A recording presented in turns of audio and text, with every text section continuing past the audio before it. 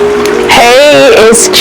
Welcome back to my channel. Today we're going to talk about, can you really get a BBL in the gym? The short answer is yes, but the long answer is it depends. So I'm going to go through with you a couple of things that you should really know if you're trying to work out and get that shape. I'm not talking about being unrealistic. I think you know that. But if you really do want to optimize your shape and you want it to be feminine and you want it to go all to the right places, I got you. So I'm going to let you know everything I know.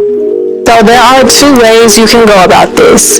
You can either do recomposition or you can do something called hypertrophy. I do have to tell you that there is a harsh truth to this though. The harsh truth is that you have to be willing to put your body under extreme, uncomfortable amounts of pain, mentally and physically, to get the results that you want. But the good news is that over time this will get easier, and when it's getting easier, that's when your body is adapting and it's putting on that muscle. So let's say you want to go the hypertrophy route. The idea is that while you're getting stronger, while your workouts are getting easier for you, your muscle is building, and that's when you're going to start seeing your body shape change, and that takes about anywhere from 3 to 6 months.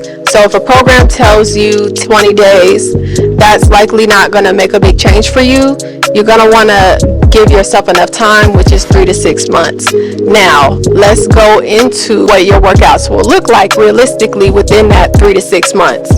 I know you thinking you're going to have to be on black coffee at 5 a.m. doing burpees. That's not true. So to be able to get up at a normal time, you could do 3 days a week. You don't need to be in the gym 5 days. You need an hour per workout. So no 10-minute workouts, no 20-minute workouts. You need 50 minutes. This is something I call the glute building science. And it only happens when your body is under a certain amount of resistance.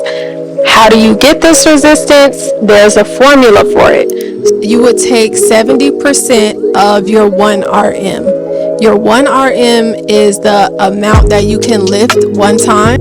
I got something to make it even easier. It's called the 12 rep rule. So if you're lifting something, let's say you're doing squats at the Smith machine, or you're doing lunges, if you could do more than 12 easily, it's not heavy enough, it's not gonna move what you need to move, it's not gonna make the changes you want to make. So if you keep that in your mind when you make your workouts or you're choosing your weight, then you'll be way closer to getting that shape in the gym that you want. The next thing you want to do is choose 4. So when you're making your workout and you're getting your routine together, you need to choose 4 exercises. These exercises need to be compound exercises. Compound exercises are what's going to give you that snatch effect, is what's going to make your waist smaller. The whole idea, of course, we all know as women of a BBL is to reduce the fat and then build in other areas that you want to build in. So this is how that happens.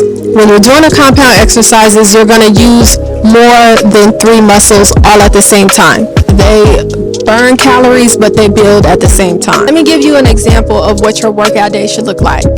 10 minutes warming up on the treadmill. After the treadmill, you can go do split squats.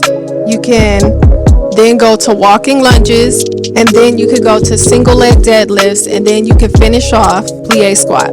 So all those are lower body compound exercises. They're going to be targeting those small muscles, and it's going to help to really shrink your core and then build on the major muscle groups that you're building on. Okay.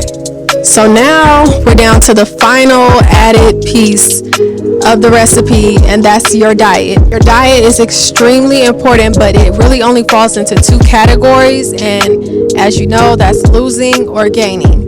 You can also maintain, and that's more of recomposition. And to maintain, you just eat the same amount of food that you normally would at the weight that you like. But if you want to gain, you're going to have to get your basal metabolic rate, get the amount of calories that you burn per day, and go above that every day. And if you want to lose, you're going to need to go under that calorie number.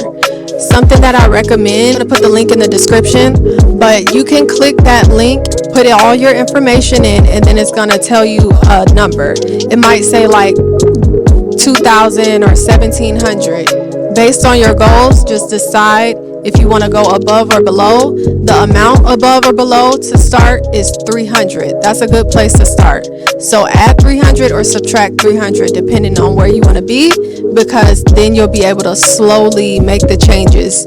You won't be losing too fast, you won't be gaining too fast. And one more suggestion is, before we end this video, is going to be to download my Fitness Pal. This is especially if you're on the gaining side, because it's harder to add up calories and figure out where you're at if you're not eating enough. And the app works like magic. It's gonna constantly alert you and tell you to put in there when you're eating, what you're eating. Even if you eat out, you can look it up on the app. It's great. I'm gonna put that in the description box too. So recapping everything that we talked about. We talked about recomposition, gaining or losing.